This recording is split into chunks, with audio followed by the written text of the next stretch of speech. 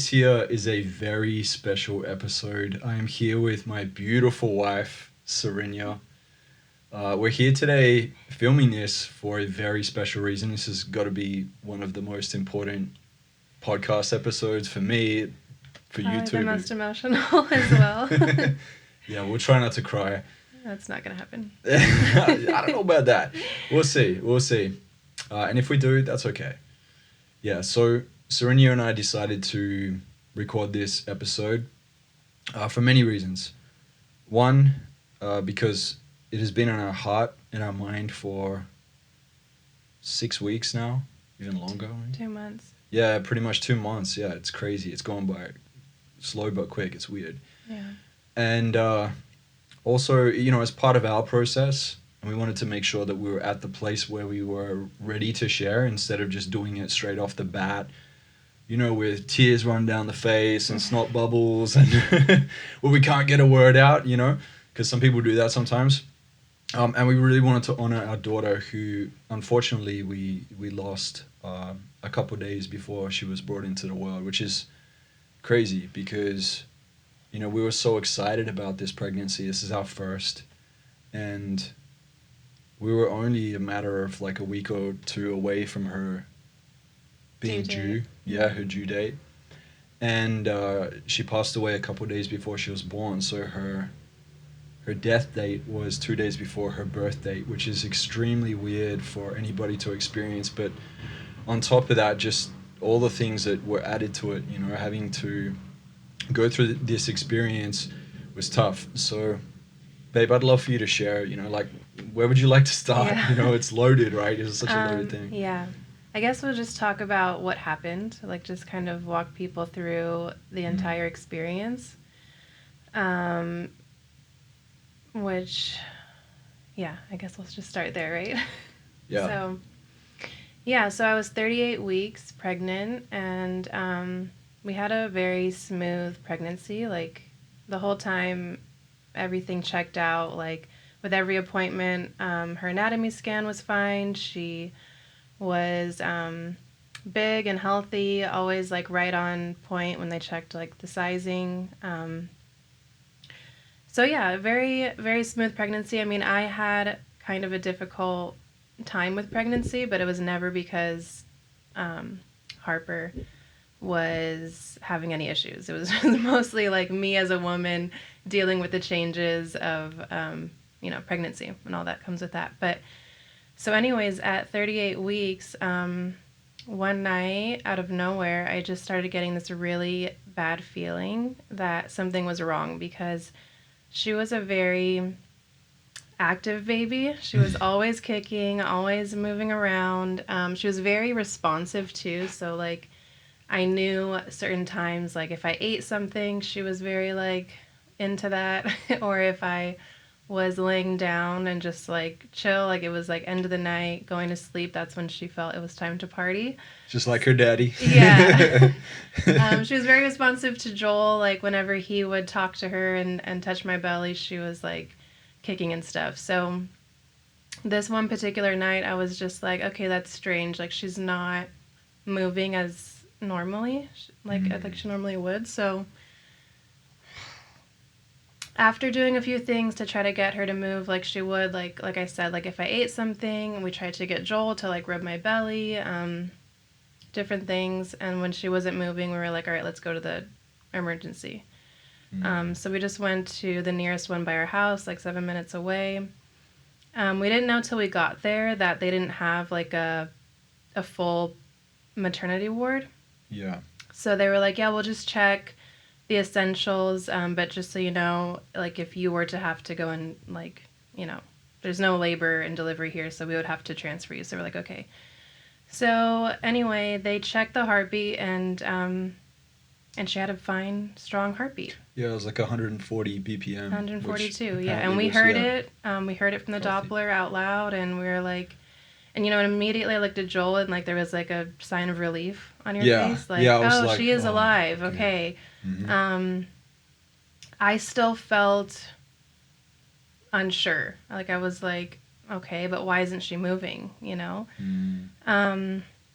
But the doctor was just kind of like reassuring me, like, well, her heartbeat's fine, and this is just kind of normal. Like, you're almost due, so she's getting really big. She doesn't have room to move around. So I wouldn't worry about it. And she was like, if you want to stay to get an ultrasound, like, we can do that for your own peace of mind, but you'll have to wait a couple hours because we don't have any available. And just like the way that she was talking about it was kind of like, if you're really anxious, like, we can do it for you, but it's not necessary. Yeah. You got that vibe, right? There was no sort of like We should check. urgency Yeah. or anything like that. It was just like, yeah, this is pretty common.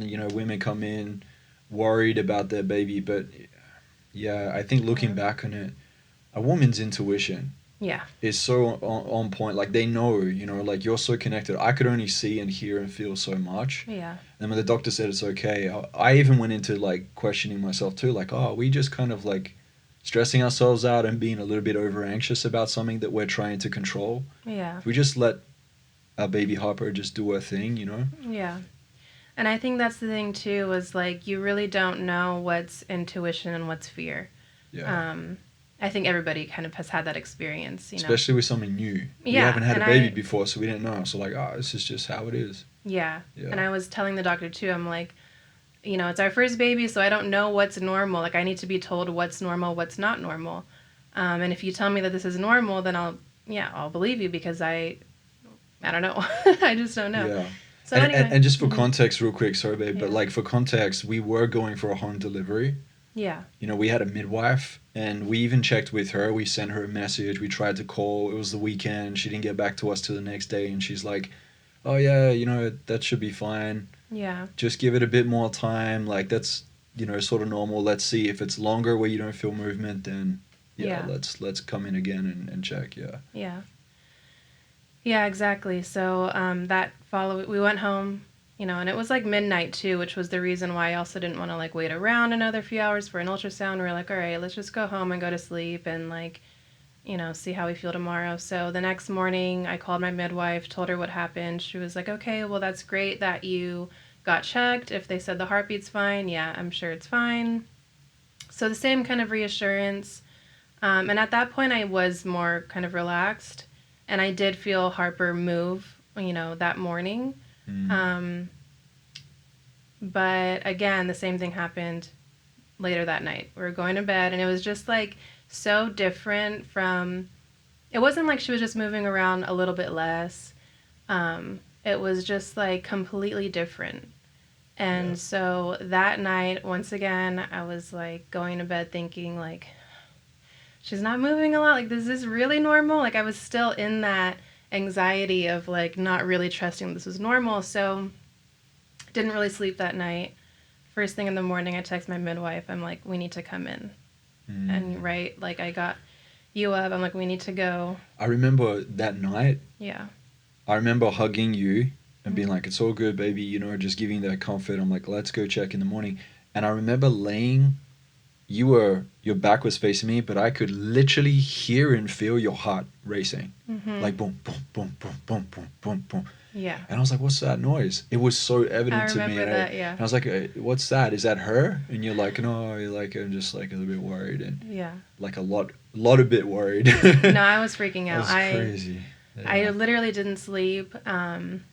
Just like every hour I was kind of like pushing my belly, like, please, Harper, just move. And I don't know, I think there was something so deeply internally knowing, like, it's too late. Like, if there is anything wrong, there's nothing I can do. There was almost like a disconnection that started to happen, right? Yeah. So we went to the midwife that morning. It was a Monday morning, and she took out the Doppler, and we both all three of us just heard nothing. Yeah. Like, just to paint the picture, Sarinia lays on the table. The midwife puts the Doppler on her tummy. She starts moving around and like stops in one point. You couldn't hear anything. Like, yeah. To the next point, another point, and every time she moved to the next point, I'm like leaning in. I've never been that present in a moment before. I'm just like listening. Like, wait, there's going to be a noise. And there was nothing. And she just put it down after like the fifth attempt to see if there was a heartbeat. And she's like, I'm so sorry, I don't hear a heartbeat. And I remember just looking at you and just the shock, almost Yeah. like this disconnect in the moment of like, I felt like I almost disassociated, but I didn't because I knew that it was important that we had to like get going and go for another check in the actual hospital. And then I hung on to the hope, Mm-hmm. like probably like you, like, okay, maybe like this is just a, the equipment's just dodgy. We'll go to the hospital and then we'll know for sure. Maybe it's just she's in an awkward position, or maybe the midwife doesn't know what the hell she's doing. Yeah. There's all these like sort of strings of hope you're trying to hold on to. And if anybody's watching this right now and you've gone through this experience, you know what it's like. It's almost like your heart falls into your stomach too. Mm-hmm. It's just like, wait, like you realize the importance of a heartbeat, you realize the importance of life, and you realize there are things that are out of your control too, and it Yeah. sucks. Yeah. So that drive to the hospital was just like, um, yeah, I think I was still like hanging. I mean, there's nothing you can do besides like pray and hang on to some kind of hope, because there's just no way you're going to accept it that quick that your baby's gone. Like, you're like, no, this can't be happening. Yeah. You turned to me, I remember, as we're walking to the car to quickly get there to rush to the hospital, and you started breaking down. Like, you didn't fully cry, but you're like, babe, what are we going to do? What are we going to do? You started Yeah. going into panic. Yeah. And I'm like, I'm not sure, babe, but we're going to go have a look, take it one step at a time. I'm like hugging you, but I'm also like, we got to get in the car.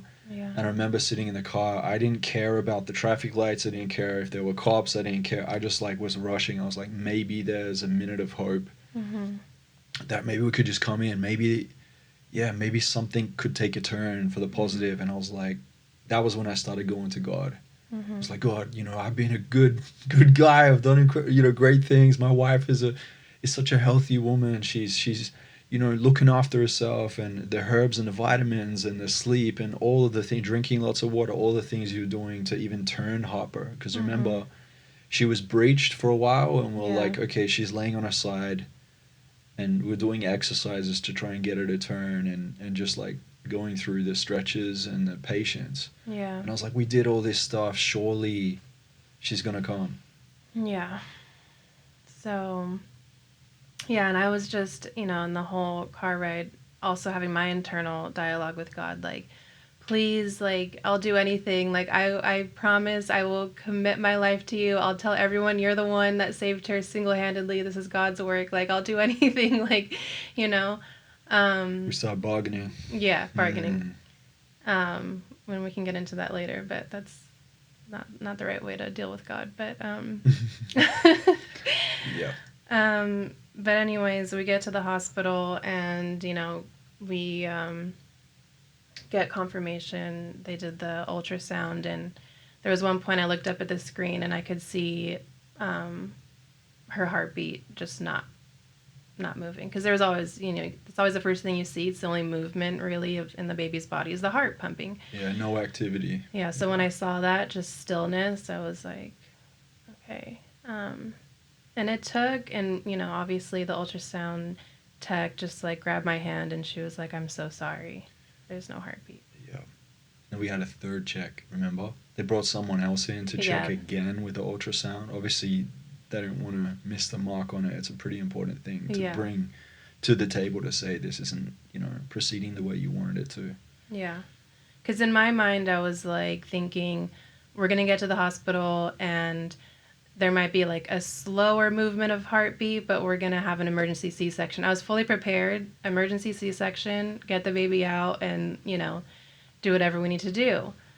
So when they just kind of shut everything off and just calmly like held my hand, I was still in that sort of denial and disbelief. Like, that's Yeah. it? Like, what do you mean? Like, how did this happen? Yeah. There's just so much disbelief that I still didn't break down in that moment, really. Yeah. And then it was time to birth her. Well, before that, just Mm-hmm. just to really feel the brevity of the situation, like the weight of it. Straight away, they had doctors come in, and doctors, as much as they try and be compassionate with you. And we actually had really great nurses that were Yeah. there. One of them used to be a doula, and she was very comforting and amazing soul. You know, like if we were to ever, birth out here in LA again, we would, go through that process of hopefully having that nurse, because she was just amazing right by Yeah. our side. But the doctors come in and there's a sort of an objective approach. It's like, hey, we got to get to work now. There's things we got to do. We Right. can't, we can't keep the baby in there. And we're still trying to accept the fact that we're not going to have a child that's living here Yeah. on earth with us. It's like the almost 10 months of all the dreams and everything that we were like looking forward to. It's like, wait, you're telling me we can't have that now? That's not going to happen. Like, how is this even happening? Yeah. And they ask questions like, okay, we're going to start asking you some really serious questions now, and you guys are going to have to, think about this. We can give you a bit of time if you need to, but here are some of them. One of them was like, do you want to do natural birth? Like vaginal birth. Do you want to have a C-section? Obviously, there's risks with that as well, because then it's harder to be able to Well, give birth later. yeah, actually, how that conversation came up was, so I called my mom and told her what happened. Yeah. And I told her, I'm gonna get a C-section right now, because I just assumed that's what they're gonna do. Like, obviously, my baby just died in me. There's no way I'm gonna go through labor. Yeah, no Like, interaction. Yeah. So I just assumed, and the doctor walked in when I was on the phone with my mom and overheard that. And I told my mom, I have to go. The doctor's here. And she said, that's, she did do that approach, like you said. And then she said, I overheard C-section, and I just want to let you know that you can do that. That is an option. Obviously, like, emotionally, it's just whatever you want at the end of the day, whatever's going to make this somewhat easier for you. But I strongly advise you do a normal vaginal delivery if we can, because that would be, one, healthier for you and your recovery physically, and two, better for you for future pregnancies whenever you get to that line. Because once you get a C-section, it's usually highly recommended by doctors that you get another one, especially if your pregnancy is close from the last C-section, because with the scarring to heal, there can be an abruption, all these things that, So, so I was like, okay, so what would that look like? A vaginal delivery without my baby interacting and all of that. And she was like, well, we would induce you, and then, yeah, labor could take anywhere from 12 hours to 3 days. We're just going to keep you here, and you have all the time in the world, because, since your baby is not here, there's no, like, risk of the baby being in danger, basically. So you can be in labor as long as you want. Yeah. Or as long as you need, I should say. And as they're giving us all this information, it just keeps hitting us like this is actually happening. Yeah. Yeah. Yeah. It brought it more into a realistic place for us. Yeah. Remember, the doctor was even asking you very quickly. It was like, hey, do you want to have is it an IUD, like contraception put in while you're doing the delivery, because it's like easy access while it's happening? And I was just like, are they seriously asking us this question right now? Yeah. And I know it's part of procedure, but I was just like, wow, this is getting real quick. Yeah. It's pretty wild. Before you even deliver your baby, they're asking you things like, have you thought about cremation or burial? Yeah. It's like, of course we haven't thought about that. No parent ever thinks about that, no matter what age their kid is, Yeah. And then they're like, we're going to have to do some tests on the baby as well. We need to take culture from the placenta. We can take a blood test. We can have a genetic test to see. And we're just literally sitting in it, still not fully accepting that this has happened. Yeah. Remember when you were laying on the bed, when we were first in that room, I reached out to my good friend Steve Weatherford, and he's a believer, and Steve had prayed for somebody that had stage 4 cancer, and it literally left that person's bones. Like, next day, all clear. One of our friends, Sarah, we prayed for her. Her cancer left her body too. She defeated it very quickly, and I just went straight to that place. It's like, it's all good. God's gonna look after us. Like, two of these people weren't even believers, but I am a believer. And you're like building in your faith, like, of course God's going to look after us, Mm-hmm. And so Steve and a guy, David Harris Jr., were like praying over the phone. But I was in a place too. I was like, okay, we can pray. But as they were praying, I also felt in myself, I'm like, hey, how long has Harper, passed for? Like, is resurrection possible at this point? I know people Mm-hmm. have passed away and come back after a certain time frame, but I think I went through a process of like so many layers of having to accept that this may have been too late, having to accept that we are going to have to step into the next chapter whether we like it or not. Yeah. It was huge for us, Yeah. especially in our marriage too. Like this type of thing can break a lot of people as well, but Yeah. we came closer together and we're just like, we've got to work through this. We're going to make this, an achievement and just be by each other's side. Yeah. And that was such a long process. I mean, in retrospect, it's not long at all because 2 months, this happened 2 months ago, which is so fresh and recent.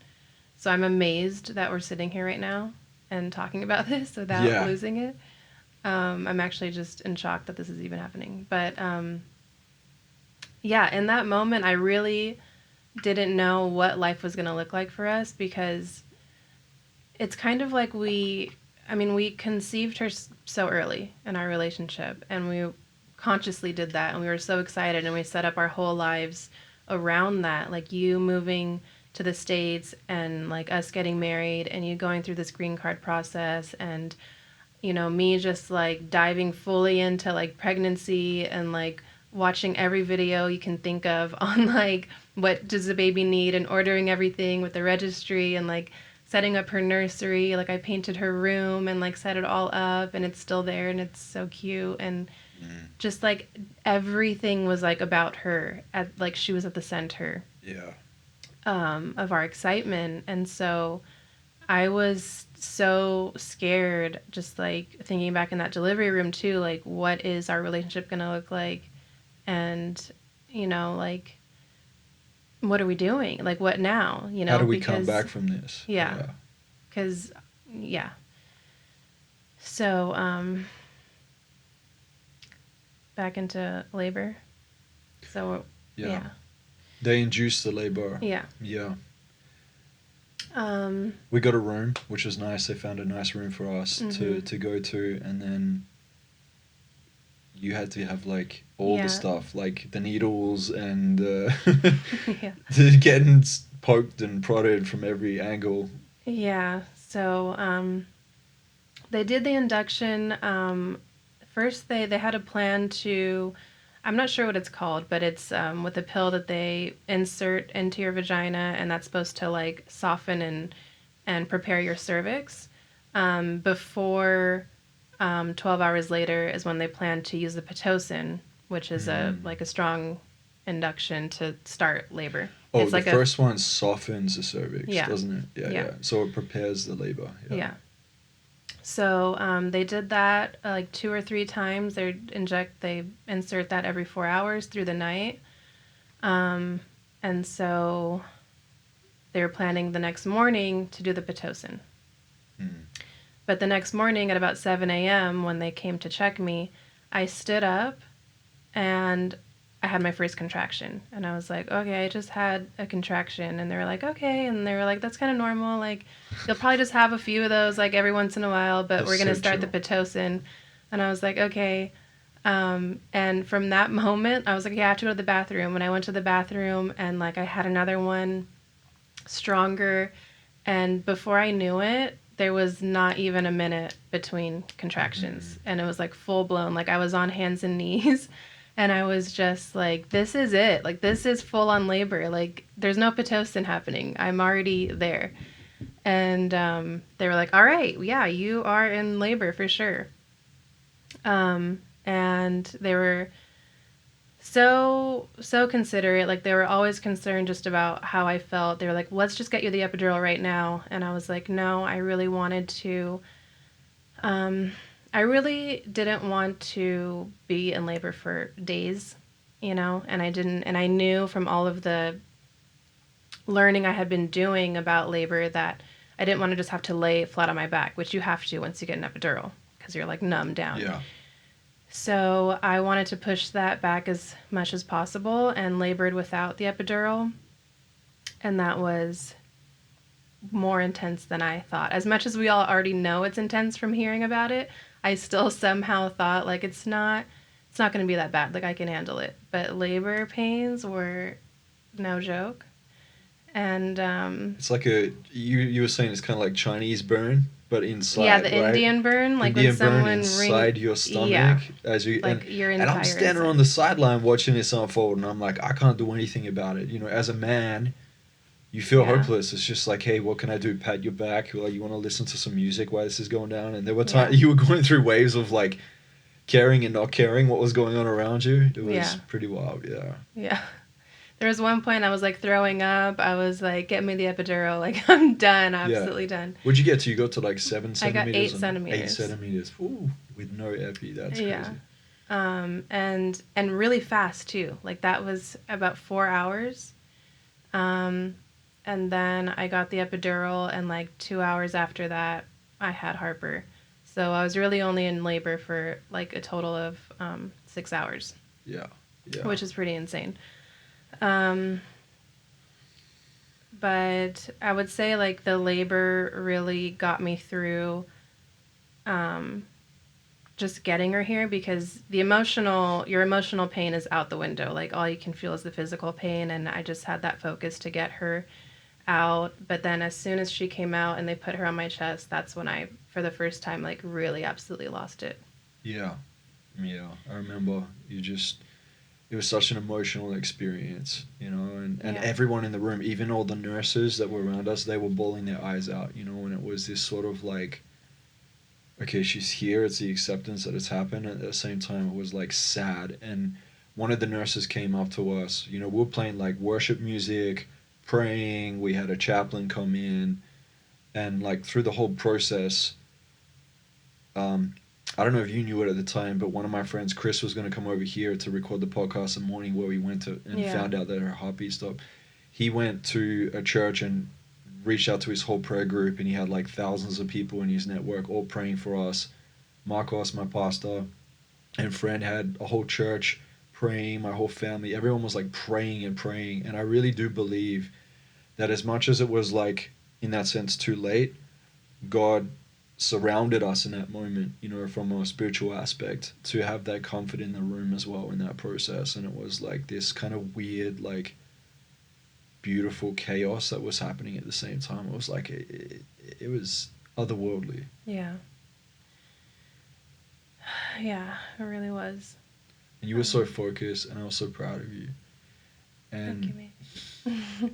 it was so hard to watch my wife just like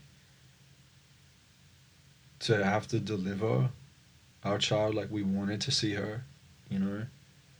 It was just hard to see you have to go through that, because it was hard enough to accept that she had passed, but then also like that weird feeling of like delivering and knowing that it's not this sort of happy Mm-hmm.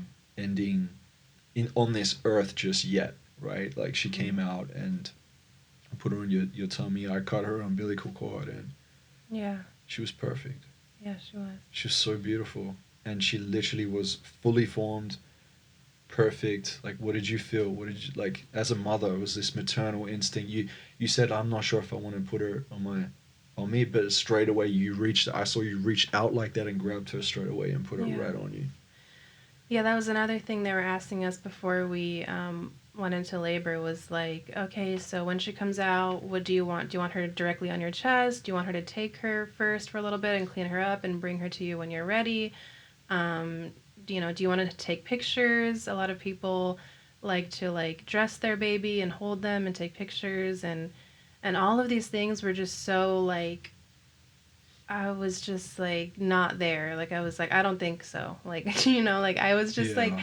that just seems like so much more torturous. Like I don't know if I can do all that.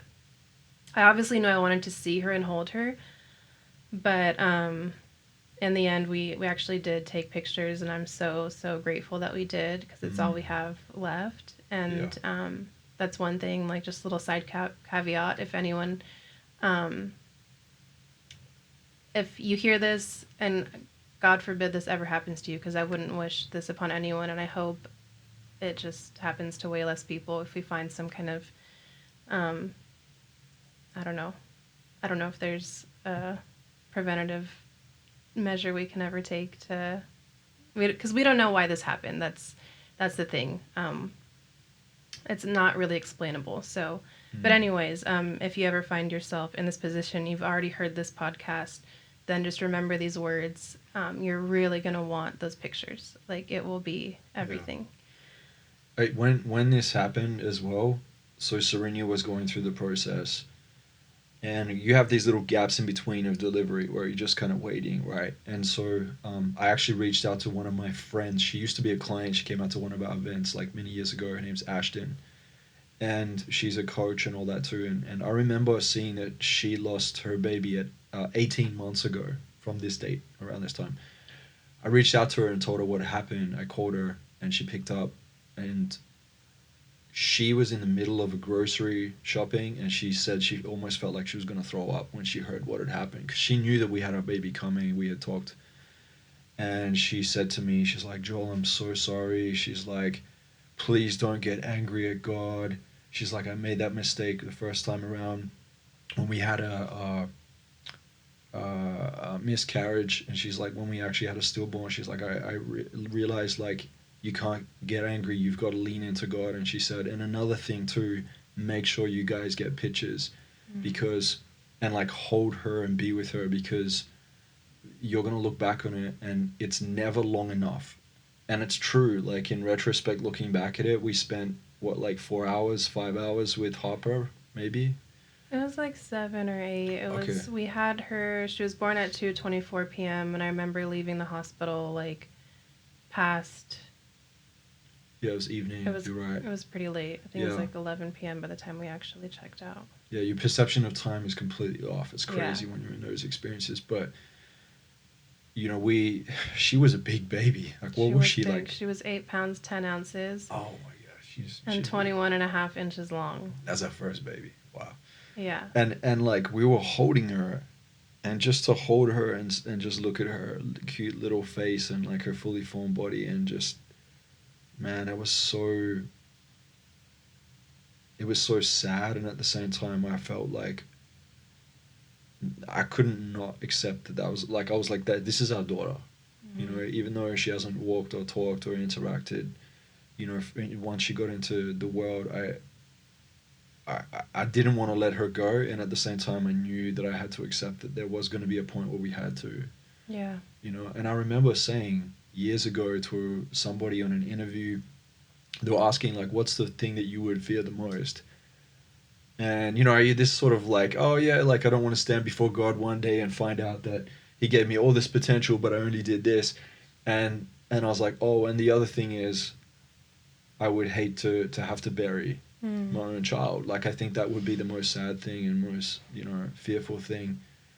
And then here we are, you know, sharing that that's actually what has become a reality for us. And you think that it would never happen, because you don't hear people talking about this that often. Right? Like, I think there's a couple reasons. Like, sometimes people just don't want to share it because they don't want to put the fear on you. And you know, you shouldn't walk around being in fear. You know, that adds to the stress, and you don't want that. At the same time, if we're being realistic, the percentage of people that actually have miscarriages and stillbirths, and by the way, stillbirth is like next level as well. They're both so sad, and it sucks. Stillbirth is essentially, you know, you're delivering a baby that's passed away. And like, this happens more than people would think. Like, it's more common, and it wasn't until we actually started sharing and it came out that this had happened, and we had a lot of people reach out to us and say, hey, I experienced this too, or my friend or my cousin or my auntie or my mother or whoever experienced it as well. Yeah. And miscarriage is so much more common. It's 1 in every 4 pregnancies end in miscarriage. And so that is like something that I think everybody knows. When you're pregnant too, it's very common reality to know, like, until you're between 12 and 16 weeks, you're not really safe. Like, miscarriage is high, and that's why a lot of people don't share their pregnancy publicly until after 12 weeks. And that was something even I remember, you know, I knew when I was pregnant There was like, before I started getting morning sickness, I was like, am I gonna have a miscarriage? I still had that kind of fear. But as soon as I hit the 12-week mark and we had our first ultrasound, you think you're in the safe zone. That's what people call it. But when you experience a stillborn, you realize there is no safe zone. Like I've encountered so many women, so many stories of people who have lost their baby at any week, 20 weeks, 24 weeks, 30 weeks. Ours 40 was weeks too. 40 weeks, like Yeah. past due date, 41 weeks. I think Ashton was 41 lost weeks. theirs. Yeah, Ashton and Ross, they lost theirs like after the due days. Yeah, and it's like you never think that's going to happen. I never one time had that fear. I don't even know if I knew the term stillbirth. Like like I might have not explored it deep not enough to really. know the ins and outs I of didn't what it know actually anyone. is. Yeah. Yeah. I thought a stillbirth was just like an unfortunate delivery where there like something happened, and that can be the case. Obviously, that's terrible. And then there's also they can pass away before they even come into the world. But I seriously thought that we were in the safe zone. Yeah. Because everyone kept saying, "Oh yeah, once you get into the second trimester, like you're clear." Yeah. And then it's like so rare, and I was like, "Okay, great." Yeah. And babies are really resilient, and they can be. Mm-hmm. It's just, and by the way, guys, we don't know what actually happened, even to this day. We don't. Yeah. Like, Harper came out, and then they took a culture of the placenta, they took her blood, they went in, took it away for testing. They took Sarinia's blood and everything. Her levels are awesome, and they literally have come up with nothing. It's like we can't tell you why. Sometimes it can be a genetic incompatibility. We don't have that, which is like that's good news, because that's tough for some people too if they realize in their partnership, in their marriage, or their relationship, that it's incompatible. It's this huge fear that, oh no, we're going to keep running into this problem. Yeah. But for us, we just can't explain it. Like we did everything we could, and that's the thing I kept saying to Sarinia too, is like, baby, don't beat yourself up. Like it's a spiral that you can go into, and you'll go, if you've experienced this or somebody, like you do go through those thoughts, oh, what could I have done different? Yeah. What are some of the things that you feel like came off you in that as a woman? Yeah. I think every emotion imaginable came up from this experience. Crippling guilt, for sure, of just like, this is my baby. This is actually one of the first things I said when I held her. I was like, my baby, and like I was kissing her, and I was like telling her, like, I'm so sorry, like I was just like, I'm so sorry. And also just like for my husband, like to see you like break down, and I just knew how excited you were, and I was just so excited too to like see you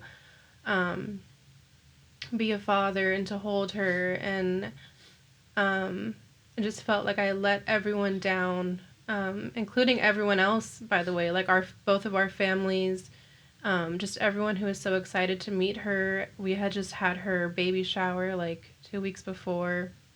Yeah. And I just felt like I let everyone down, because no one else was holding her. Like she was in my body, so there's this natural responsibility a woman feels of like, this baby's life depends on me and me only. So I just went through so many scenarios of like, what if I did this? What if I didn't do this? Like, we mentioned that she was in a breech position, and we were told to try inversions where you kind of like lay slanted and try to, get her in a position to want to turn around. And I was like, was that the reason why, we were told to like go swimming in the pool and to do handstands, and I was like, we did that? Was that the reason why? And it took me actually 6 weeks to give myself the courage to Google, can you hold your breath too long in the pool? And have your baby die. Like, because it was in my mind and I was so afraid of the answer to feel like it was my fault. Um, and after many articles, that's not the case. Here. Yeah. Oh man, I was, Google can be like a bit of a scary place sometimes. yeah, You type in like, "Oh, I've got a bruised foot and it won't heal." It's like, "Oh, yeah, you could have cancer." yeah. You be careful. Yeah, but no, swimming is actually one of the safest and best forms of exercises you can do when you're pregnant, actually. So, And you were taking all your prenatals. You yeah, were You started picking up, drinking more water. You were I having never like drank really more good water in my herbal tea. life. I It's know. I just, was at the start. I was like, okay, I'll make sure you're drinking more water. I was kind yeah, of like holding you accountable, but you were on all over it. yeah, Yeah, even the breathing practices, the stretching, just everything. You showed up like a champion. yeah. I mean, I even like in my third trimester, I did experience some anxiety and like even that I was like, oh no, I can't harm my baby with this anxiety. Like I got a therapist right away, I got a coach right away. Like, like there was nothing I was willing to like allow on my behalf for this baby to be harmed. So I really, and I think, yeah, you just have to give yourself so much grace and compassion, and to just realize that there's some things in your control and not everything. You just have to really allow the things that are not in your control to, just give that to God. As hard as it is to do, and I know more than anyone how hard that is to do. I mean, I have a really hard time letting go of control. Um, but yeah, this experience has really shown me that, like, man, you can really do your best and it can still just not work out for you. And like, that really sucks. Like, it really does, And like, I'm really sorry to anyone that's experienced that in any kind of way. Like, there's not always a reason. And I think that, well, I mean, we can get into that later, but um, there's so many ways we try to help people and give like this idea that like you can learn from this and do better next time so this doesn't happen. And that's something I've always done. Like, it's really great to just learn from your experience so you can do something different. But that's not always the case. Like, that kind of implies that you could have done something and you did something wrong. And sometimes, there is something in your control that you could have done, and sometimes there's not. And so it's really important to recognize which one that is. Yeah, and it's also recognizing the fact that our little baby girl, she had her own experience, her own journey as well. It wasn't just Sarinia, it wasn't just me. And I think that that's part of the acceptance for anybody that has lost their child in this process, is that there could have been a million different reasons as to why Harper was breached. We were going to go get an ECV where they actually turned the baby. We had it literally ready 2 days after we ended up having to deliver her, Yeah. stillbirth. So we were going for that, and that was part of the plan. We wanted to do a home birth because we wanted to do things naturally. We didn't want a lot of intervention and things like that. We wanted to minimize that. So our intentions were good, Yeah. and Harper's journey was different. You know what I mean? If that our intentions were good, her journey was different. Mm-hmm. And I think this is where the sort of spiritual and the faith aspect comes in as well. And this podcast is called All Bliss: How to Experience the Awesomeness of God and Experience Joy in a Heavenly State. Bliss means to experience joy in a heavenly state. And the truth is that, in this world that we live in a world where it is good and evil. We live in a world where there is, the violation of our purpose. We live in a world where there's beauty and magnificence. And unfortunately, Sarinia and I face something in our life that we wish upon nobody. And it's part of the reality of the world that we live in. Mm-hmm. And I think this experience for both of us, you reach this sort of fork in the road and you keep coming back to it. And one of the things that I experienced was like, I was really angry at God, Yeah. I probably didn't show it as much as Sarinia might have, like, in some of her moments too. She was just like, couldn't really like accept it just yet. Like, I came to it a bit sooner of going, okay, I'm going to lean on my faith. But maybe just share a little bit about that, babe. So we Oh came yeah. home. No, I was done. I was absolutely done. She counted it out. She's like, ah. Yeah. Not full denial of God, because you weren't like, there is no God. It was just like, I was in why would question this of his happen? character. I Yeah. was like, listen, I've been saying love is God for the longest. I've been really having your back, God. But like, how are you gonna just like let me down like this, you know? Like I felt such a personal um it felt like a personal betrayal, you know? Like I'm like seeking you out. Like I'm trying to like really gain this relationship with you and like put my faith in you, and I felt like I just started doing that like the most like in the last year and a half pretty much. And I really like spiritually matured, I would say, because I had this idea that, you know, stepping away from kind of like a new age way of viewing God and um, going more towards like a Christian faith, I think subconsciously I was still searching for a way to control, to stay in control of like, oh, if I relate to God this way, you know, he will have favor on me. You know? Like an ATM. Yeah. Yeah, Or like exactly. like a gumball machine. It's like, I put Yeah. this in and I get this back. Like Yeah. I'm doing good now. Like I'm being a good girl. Like now you're gonna give me what I want. That's called religion or prosperity gospel, Yes. baby. Yeah. So Or empty religion, I want to say organized religion. Not yeah. necessarily that all religion is bad, but yeah. So I wasn't having it, you know, and there was just no reason for me to pray. There was nothing, because I was like, what's the point? You know, what's the point of praying? Like I prayed before, and not only like praying in terms of like asking for things, but I really like our entire relationship and our pregnancy, we like thanked God. Like for sure we like, you know, gave our gratitude. We always like said thank you for this family, thank you for this marriage, thank you for this baby. And that was all. Like for me it was like I have everything I could possibly want. Like I'm not greedy. Yeah. Like I don't want anything else. Like I really truly felt like I just reached this point in my life where I truly truly have everything I want, and thank you so much God for giving it to me.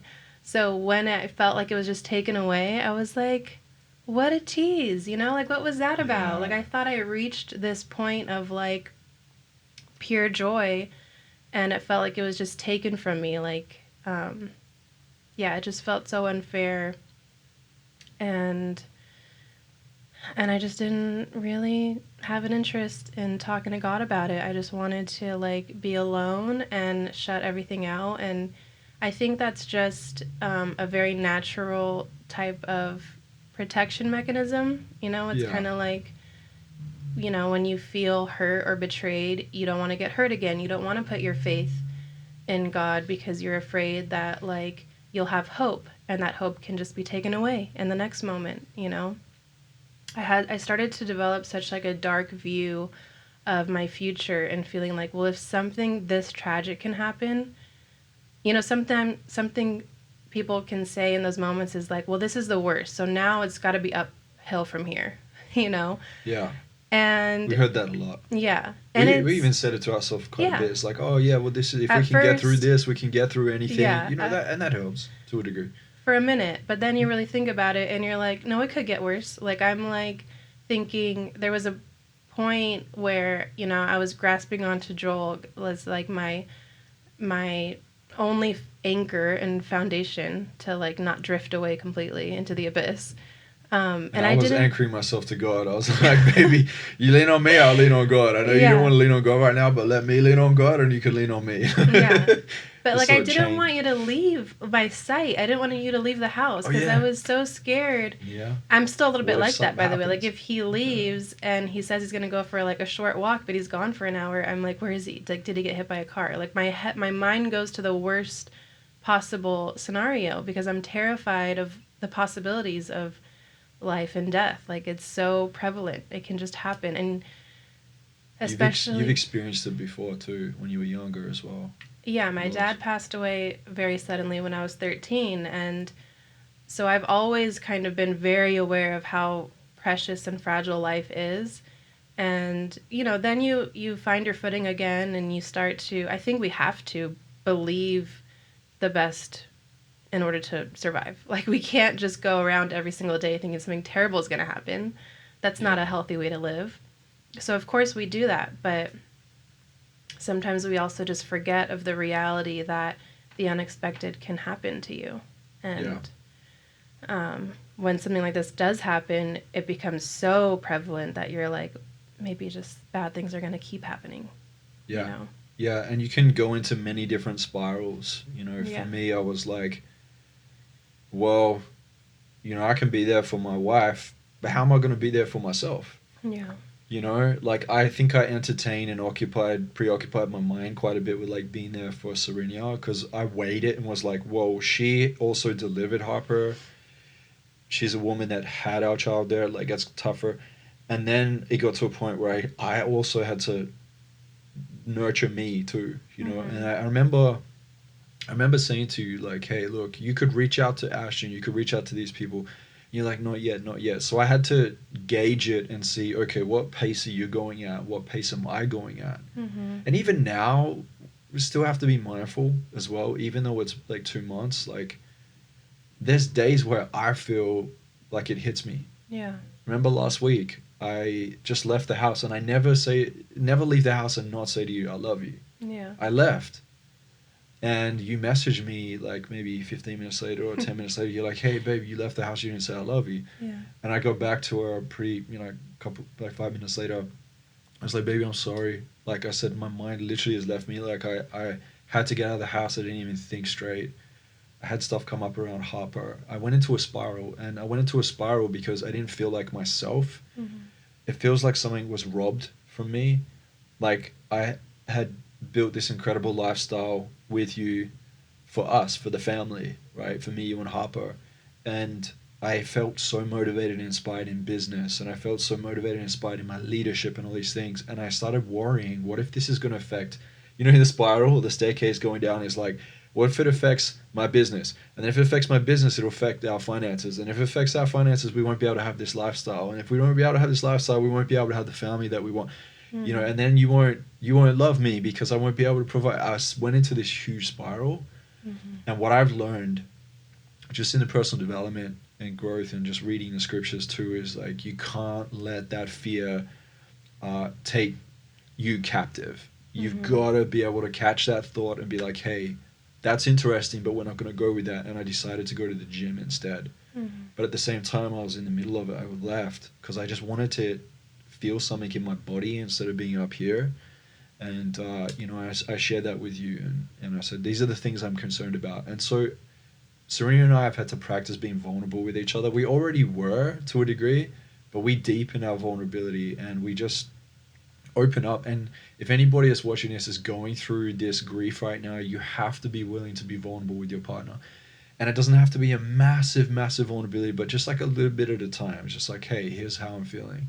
And maybe if you find like your partner seems a little bit off center, like they've gone and maybe acted in a different way, just reaching out like, are you okay? Is everything all right? Like, is there anything you need support? What do you need right now? Like, is there any needs that's not being met? And for us, it's been a slinky effect of like, sometimes I'm up and she's down. Sometimes I'm down and she's up. I came home, she was out. She came home 5 minutes later, like half an hour later, and she came over to me and hugged me, and I just started crying, you know. She was a strong one that day. And it's tough for me sometimes when I'm like, yeah, but I'm the masculine one. I'm the one that's the pillar that's there. So if there's any men watching this, because I know men go through this too, it's not just a woman. The man also starts going into question within his own self. Like, hey, how do I be there for my wife? Like, how do I provide? How do I stay strong? And the truth is, you don't have to always be strong. You get to also share and open up because your wife or your girlfriend or whoever it is, and you guys are going through something very unique. You're not absolutely alone in it because people like us have gone through it and many that we now know. But it's a thing of you're going to have to really just open up to each other and look at how you can meet each other's needs. And then also, do you need support from somebody else or is there a friend that you can talk to? Just to be able to balance that load that shows up sometimes. Yeah.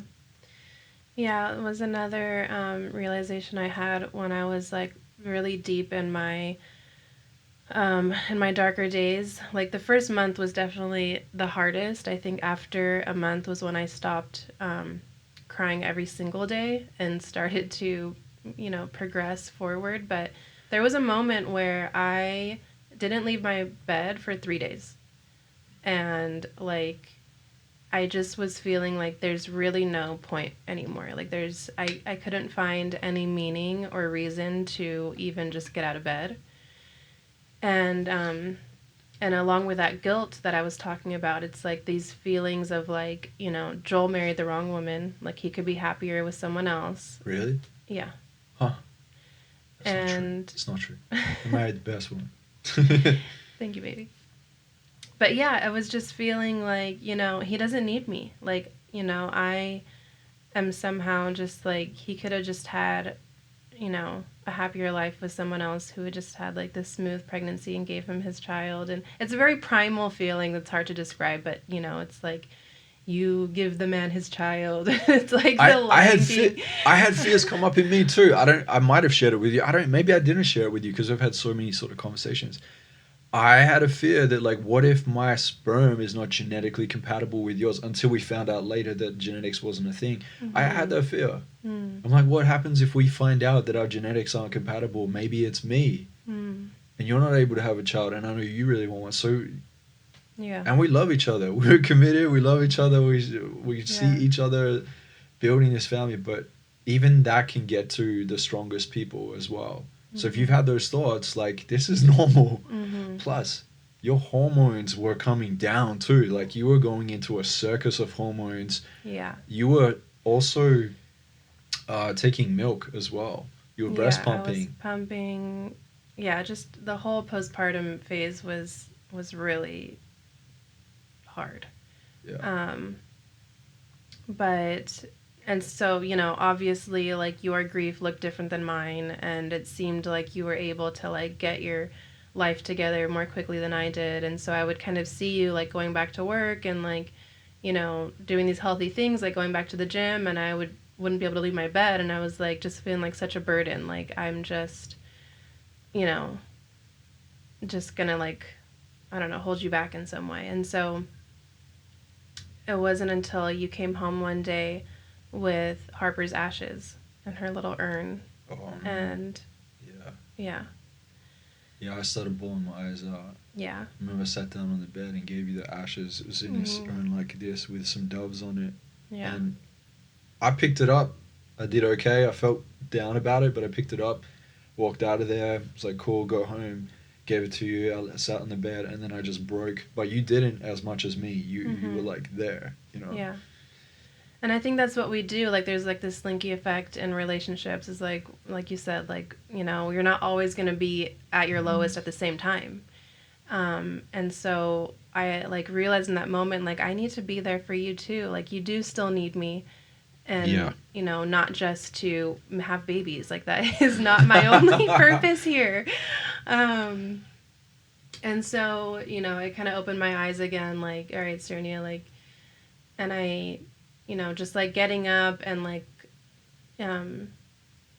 just being able to like start a day with you, and started like making us food again, because I like stayed away from the kitchen for like an entire month, just like ordering delivery. Like, just we absolutely, like, I think it's worth saying this, just what I remember. For some people, me included, I even think you too sometimes, babe, we live in a society sometimes where we can be so much in our masculine, even women too. And part of an unhealthy masculine behavior is like not wanting to receive, right? And one of the things that my mum told me when I was talking with her, my mum was bawling her out. I mean, my whole family was, your family was. Yeah. It brought us closer together. It was great. Like, I remember my mum saying to me, Joel, do not reject support. Like, if somebody really has something that you feel can help you, and like, be honest with yourself about that. Because lots of people are going to say stuff, but like the ones that really want to show up for you, let them do it. And that felt really like crazy, because I'm used to being the provider and protector and everything. And one of our incredible friends, Peter, reached out, Peter Kelly. She was like, hey, I want to make sure that you guys like have all the good organic stuff and the raw stuff. She said, there's something about me being a mother that I want to look out for other mothers. I think it's a thing with women too, right? So she organized that to be delivered to our house. And do you want to share the other person is it worth sharing the other person that looked out for us? We don't have to say his name, but Yeah, yeah, my sister's boss um, yeah, sent a very generous amount of money for food deliveries, yeah, like Uber Eats and all Uber that. Eats, DoorDash, like several different avenues, which was Yeah, so helpful. Like, it's actually one of the most helpful things because when you're going through grief, you're just focusing on surviving, literally. Like yeah, you're just trying to get through the day, and so you just need food, you need to rest, and you need love, just like your loved ones and yeah, around you, and that's it. Like all of the cards and the flowers and the, I'm so sorry's and my condolences are nice, but in the moments of your deepest grief, like they're not helpful, really. yeah. And to be fair, like we appreciated every Yeah. sorry and I hope you're okay and all that. Like we appreciated every single one of them. And for anybody that's watching this that's going through this, or maybe you're watching this because you want to understand what a friend or a family member is going through right now. It does get to a point where it kind of all sounds the same, right? Mm-hmm. It's almost like it's bucketed into like a big bucket, and it sounds like it's all in there, and you're like, cool, that person really cares about me. It's the ones where, like, for example, my friend and pastor Marcos Torres, who's a co-host on one of my podcasts, he reached out because he found out, and he's like, brother, I got no words really that I could say. I know that, because he sat by the side of people that were passing away, and he's counseled thousands of people over the last 12 years. And he said, what I do know is that you guys just need to know that I'm here if you ever needed anything, just like anything that you feel like you need to ask for. Don't be scared to say it. I'm sorry, but I'm also just here. And I just know that I hurt with you and I feel sorry with you and I feel the pain. And I just love you as a father too. Like, I just know that you guys are going through that. And my heart goes out to you. Mm-hmm. And I felt like that was sort of the first time I really felt like, okay, somebody that hasn't necessarily experienced what we've experienced to T, he's a father. He just was like, yo, if you guys need anything, I'm here. That's all you really need when you're going through this from people around you. So if you had like hundreds of people around you that's like, hey, if you need anything, I'm here, reach out to me. That feels so comforting. But kind of like, oh, I'm sorry, condolences, sorry.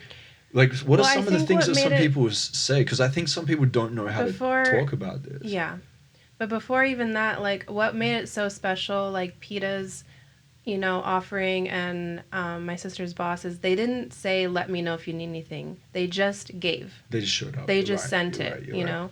because it's so hard to ask for help and like we didn't like need money. It wasn't like we needed to like ask people, hey, like, can you send us some money? Like, we're Yeah, you never don't want gonna people do to feel that. sorry for you too. Yeah. You're like, hey, I'm already feel defeated. If I'm sitting Yeah. around trying to get pity, like it just doesn't help the Yeah. situation. Yeah. It's so hard to ask for anything. So if you can in any way just like show up, like, hey, like a good way to say it would be like, let me know when you're let me know when it would be okay to stop over, and maybe like that they want to just stop by and bring food or just stop by and sit with you, because that's also like really helpful to have like someone just sit with you and not try to make you feel better in any way, but just like, I want to like be in your grief with you. You don't have to like show up in any kind of way. If you just want to cry, like I'll just cry with you, or whatever. Like as a woman, that maybe that's not what you need, Joel, but as a woman, like that would be um just really comforting as well. Um, but yeah, I think the main thing not to do is to try to even attempt to make someone feel better. Yeah.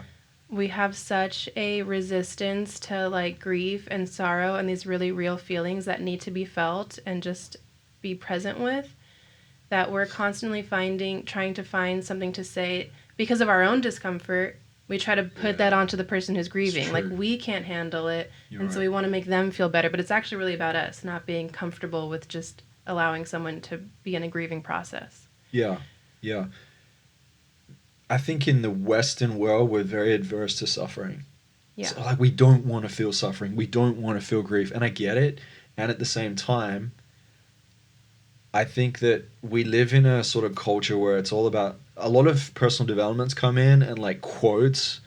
You have these like big talk shows, Oprah and Steve Harvey, and they're sort of saying platitudes about things and like Mm. um, if you're not stressing, you're not getting the blessing, and like you got to name it and claim it. And it happens in even church environments too. It's like it's kind of like spiritual bypassing Yeah. or denying the realities of life. Like sometimes we can lament. Yeah. Sometimes we can just cry. Like look at David in Psalms. It's just like, man, I'm at my bottom right now, Lord. Like I need you, man. Like this sucks. I'm walking through the valley of the shadow of death.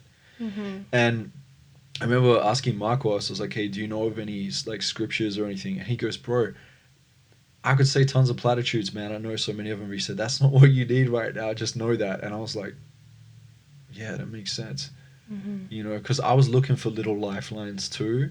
But then when I would get the sort of lifeline or supposed lifeline of like a quote or a platitude or example or like here's like a book, when I wasn't ready to read it or receive it, I was just like, yeah, that didn't really help. It didn't change anything because I still long for our baby. That feeling of longing for somebody that you've wanted is like, it's just such a terrible feeling. Yeah. And we eventually, maybe after the first week, because we were spending more time in the room in the bed, and I pulled up my laptop. I was trying to work out which exercises to do, and then I came across some old coaching tools that I hadn't used yet. One of them was about grief. And so we looked at it, and it was actually quite interesting. So anybody that's watching right now, where you're going through this, you're watching this video of us, you're hearing our story, but now you're like, okay, are there anything that we can like do that's action based? This exercise was really cool, where it just broke down that there are multiple dimensions to what we experience in grief. One of them is mental, then there's the emotional, then there's the physical, and then there's the spiritual. So there's things that we feel like we're losing or missing or being like there's symptoms that we have physically. Like I remember feeling stomach aches. I remember feeling tense in my shoulders. I remember getting headaches. Like your body keeps score, right? If there's tension in your mind, it can translate into tension in the body. That's like a scientific physical thing. It's not even woo woo. Yeah. And we got to sit down together and just look through like where am I experiencing the mental, the emotional, physical, and spiritual tensions of grief. And for me personally, I'm not sure how you felt, but me personally, it normalized the feelings a little bit more, and it normalized the experience. Like, okay, what I'm feeling right now isn't the depths of the hole of depression or the end of the world that I felt like I was in. It's like, okay, this is part of the human experience. Yeah. And I think in psychology, you probably see lots of YouTube videos or podcasts, they talk about the 5 stages of grief. I don't buy it. I think it's not a linear process. It doesn't just go up like that. I think the 5 stages of grief might be suitable for maybe somebody that's going through a certain experience of grief. Maybe it's losing a family member or something like that. But when you've lost a child, there's a different sort of experience that goes with it. And even after it as well, especially for my wife who was going through postpartum, So if you're watching this for the first time, you're going through it, just know it's not linear. Don't expect it to be.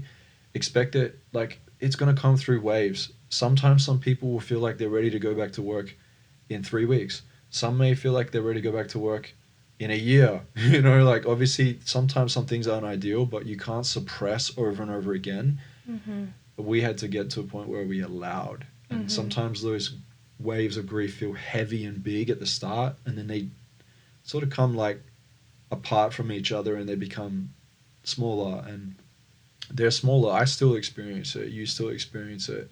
Like, I remember going to the shop and we saw like a little girl with the father, and I would just break down. I just started tearing up. And I'm like, I noticed it everywhere. My reticular activating system clicked on, and I just noticed every little girl and their father, and mothers with their little girls grieving for you not being able to experience that. It was tough. Yeah, we would be out and I would just like hear a baby crying behind me and my boobs would start swelling up with milk. Like I had all of these, physical responses as well. But yeah, like to go back to what you were saying, I started working with a therapist recently, and she was saying, if you hadn't just experienced what you experienced, what you're feeling would be signs of depression. She's like, but because you just experienced this kind of, trauma, you're just experiencing natural grief. It's not depression, and I think that sometimes we view depression, or we view ourselves as depressed when we're experiencing something just very natural that doesn't need to be fixed. And but even when someone goes through something, we kind of think like we put it all in the same box. Like depressed Yeah. is depressed, and we need to fix it.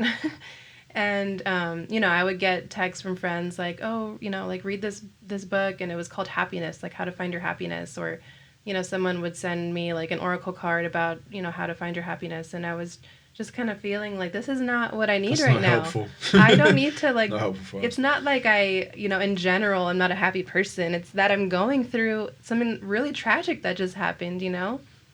Um so yeah, so I think that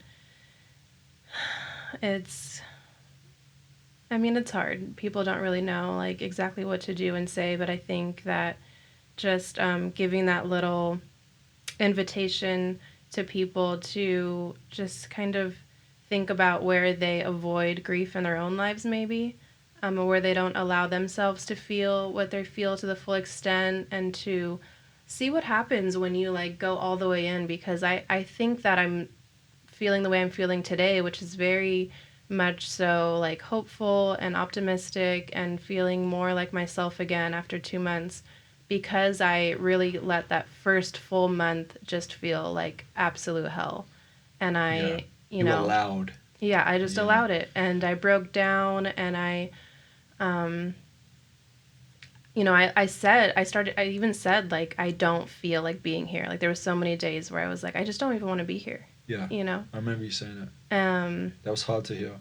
yeah, Yeah. But I knew it. I Like, I was like, understand. I remember speaking with a few coaches, because I got a big network of coaches and they're my friends too. And so I spoke to fathers, I spoke to coaches, and I also spoke to people that lost their child. I spoke to 3 men.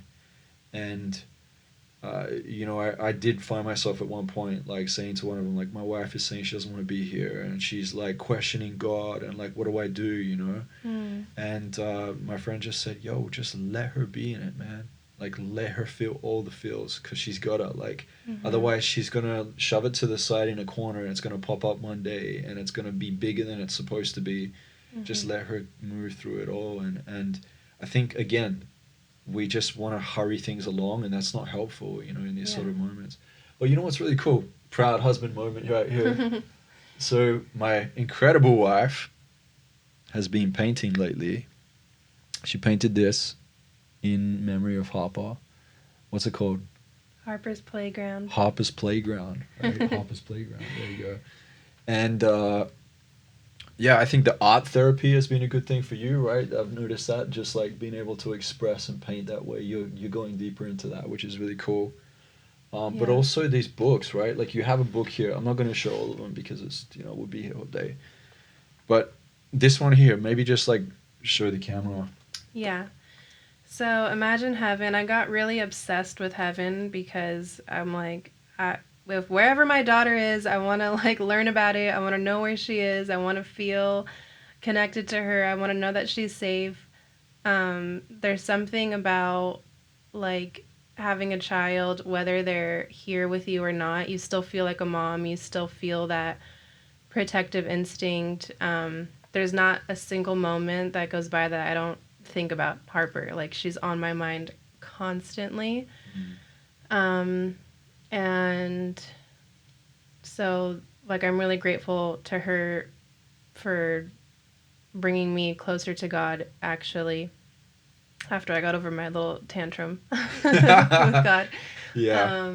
Closer to God and closer to wanting to understand Him truly, and heaven, um, and just, yeah, what this life is all about. So, started reading this book, and it's about people that have had near death experiences, um, and went to have pretty much died, either if they actually died for a few minutes, their heart stopped, or they were in a coma, or whatever the case was, went to heaven and then came back to their bodies.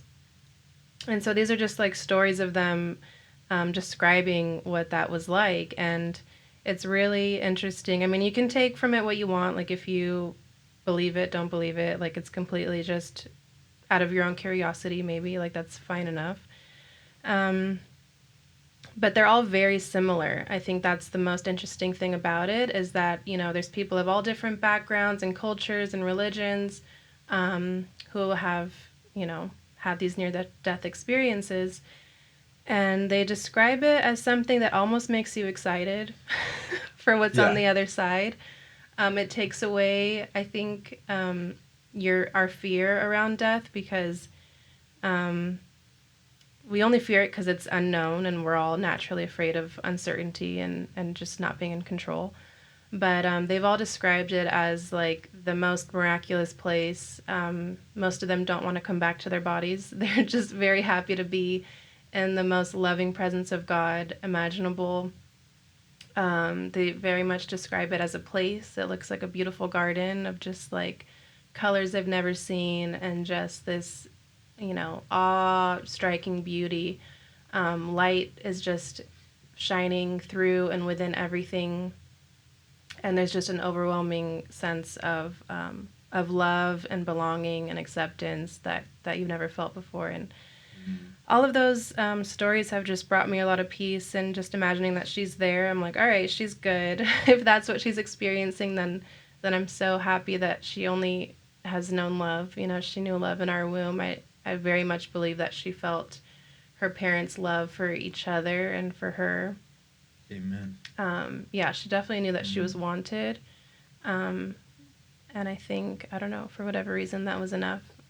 And then she went back to the perfection to the arms of Christ. Like, Yeah. she's there with angels. Like, and that's the thing that I shared on my Instagram too. We put up post, both of us did, to break the news, and I said, like, one of the really comforting things for us, and I truly believe it. It's not like, yeah, hopefully it's this sort of concept that it could happen. I truly believe in my heart of hearts, in my soul, in my spirit, that our baby girl, she is sinless and in perfection. She is just perfect, right? She's in that space, and she's in the arms of angels, and one day we're going to see her again, and it's going to be incredible. And I remember hearing a pastor say that he was ministering to somebody before they were about to cross the great divide, right? They were on their deathbed, and this guy sat up, and he's like on his final minute of like living, and he looked up to the heavens, and he said, "Wow." Mm. And this pastor's like, "What?" And he's like, "I see him." He said, "It's just beautiful. It's just so beautiful." Mm. And he said, "I'm gonna go now," and he left. Like, he passed out, and it's like, again, all bliss. It's like, that's the bliss. We're going into that experience, and the awesomeness of God is that He gives us this incredible comfort of, He turns broken things into new promises. And as much as we live in this broken world where there is evil, there's bad things that happen, there's also good because God is in it. Mm-hmm. And I think that one of the things that's really brought Sarinia and I closer together is coming onto the same page of knowing that what we're experiencing is far greater than just like us individually, that this is something that we are co-creating in a faith journey with God, and God's going to utilize your challenges and our challenges in a way that we can never imagine.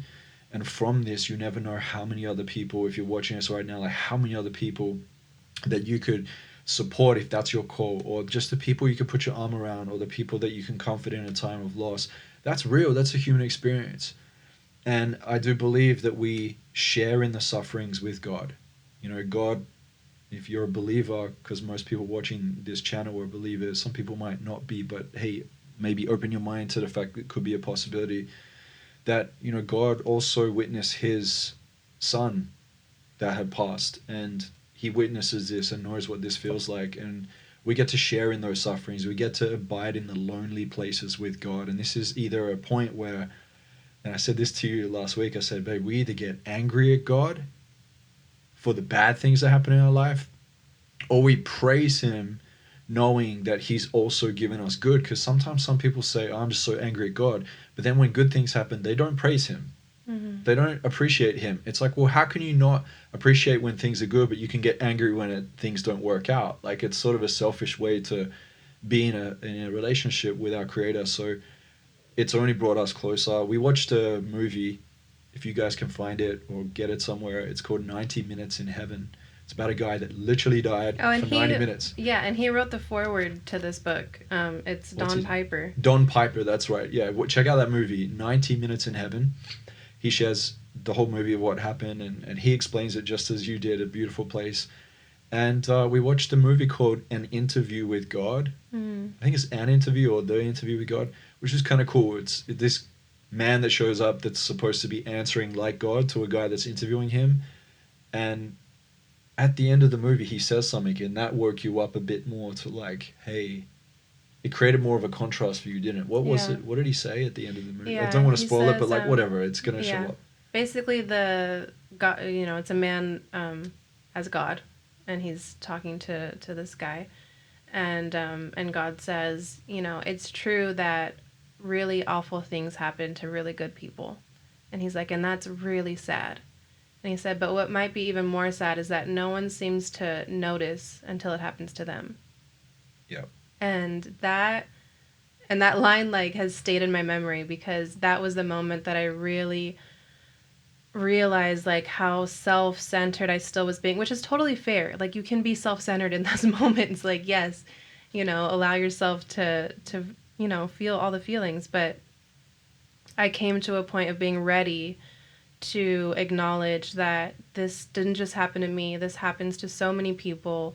And lots of things are happening to people every single day, and people are suffering and are just experiencing tremendous pain and sorrows of life. And so thinking like, oh, this shouldn't have happened to me because I'm a good person, is like, well, yeah, but that's not how life works. Like, it's not just about fairness. It's not like only, it's not like God is punishing or rewarding, because we're all God's children, and he doesn't want any of us to experience bad things. It's not like he's thinking like, oh, this child did really good, so they should only have good things, and I don't care if my other child feels sad because they were bad. It's like we're all experiencing this world that does have suffering, real suffering,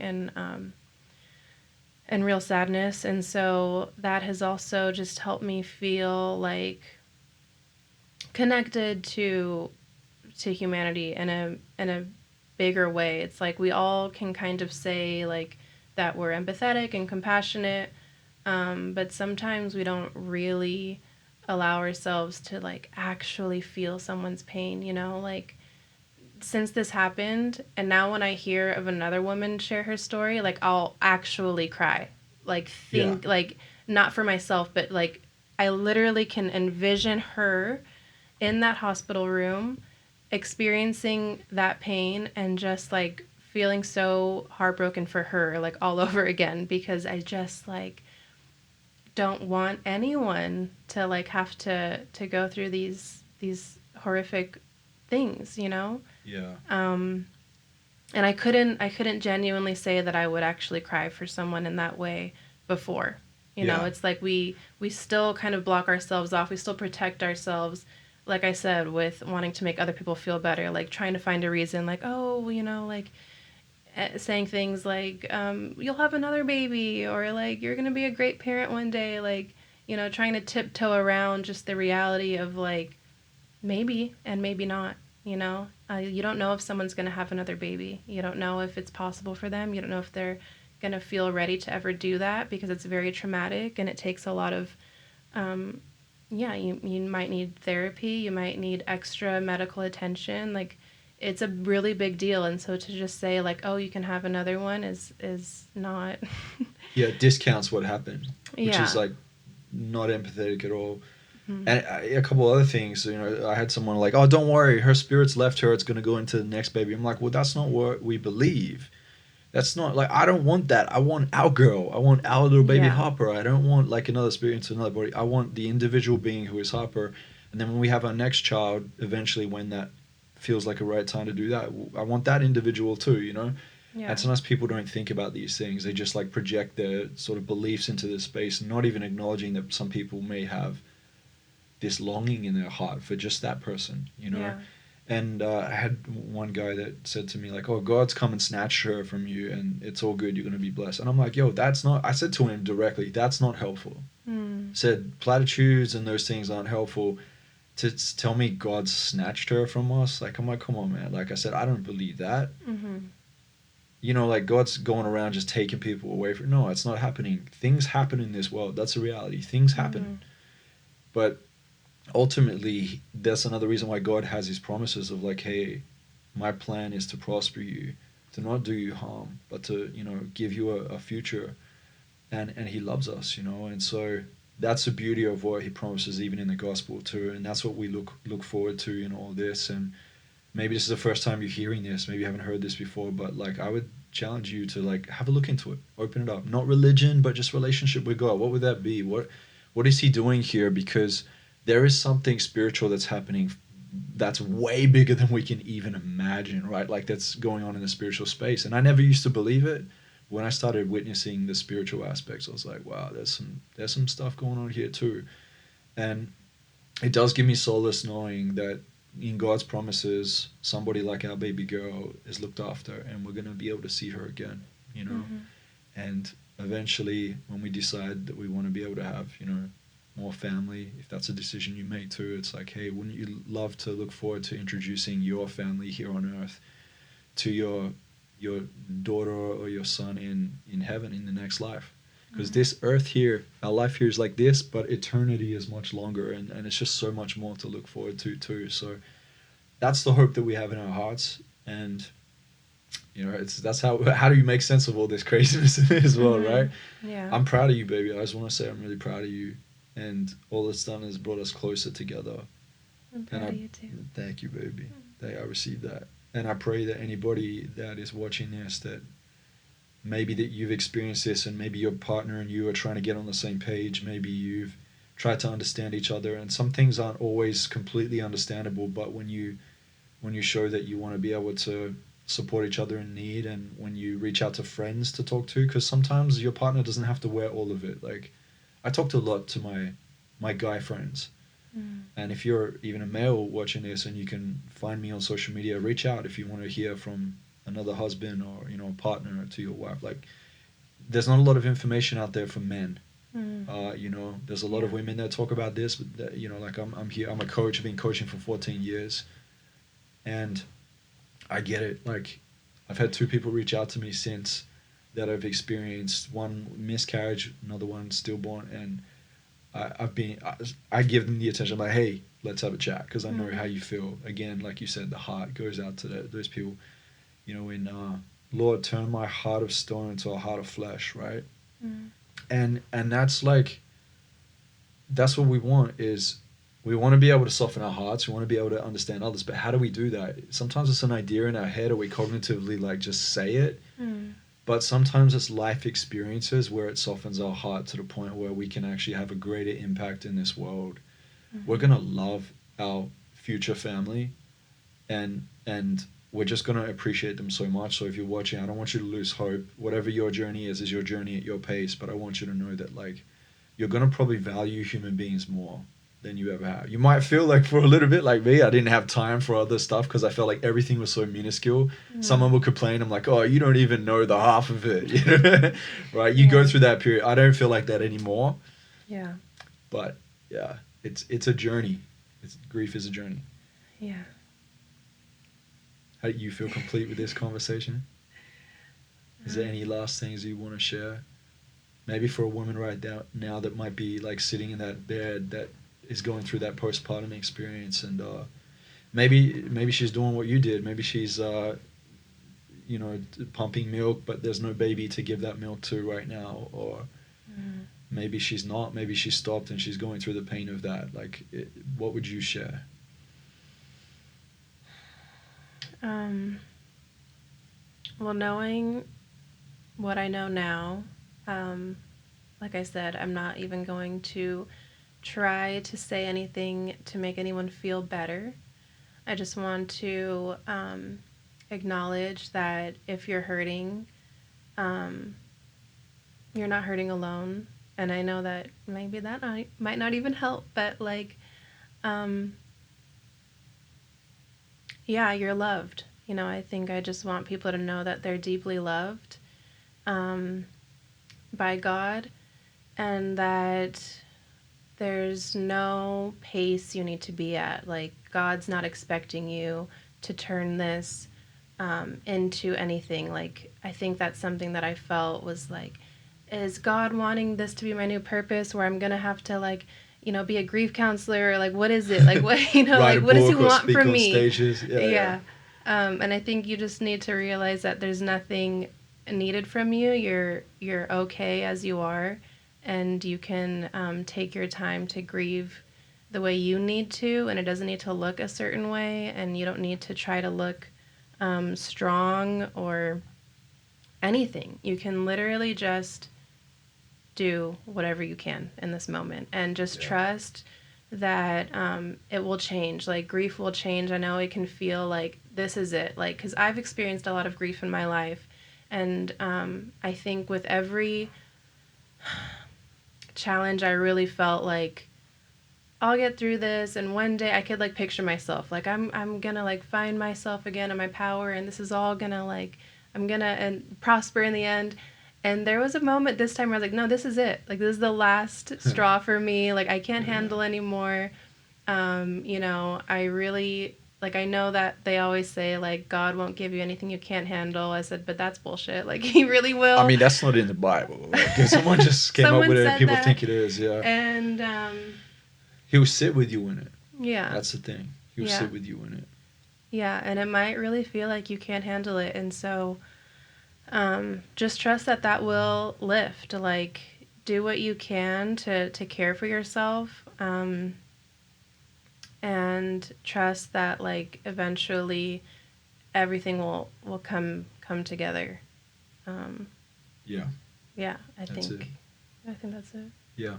Amen to that. Let's wrap it up there. I think there are a lot of things that were covered. If we think of anything else, we might shoot another video, but reach out if you're struggling with this and you just need to just share with somebody that actually understands what it feels like. Yeah. Yeah, even we sometimes just don't know the words. It's just like, like I'm here. Like, do you need something to eat? Do you need whatever? Like, that's gonna show up at some point over and over again in our life. And I think it's good that we teach each other and learn. And maybe you feel inspired to share your story one day too, whenever that feels right for you as well. And like, there's a whole community of people out there that have experienced this, right? So that's there's resources if you look for it, and it's okay if you're still longing for your child. This is part of the reason for loving, right? Like, we love. There's so much value in loving that child that you're longing because you do love.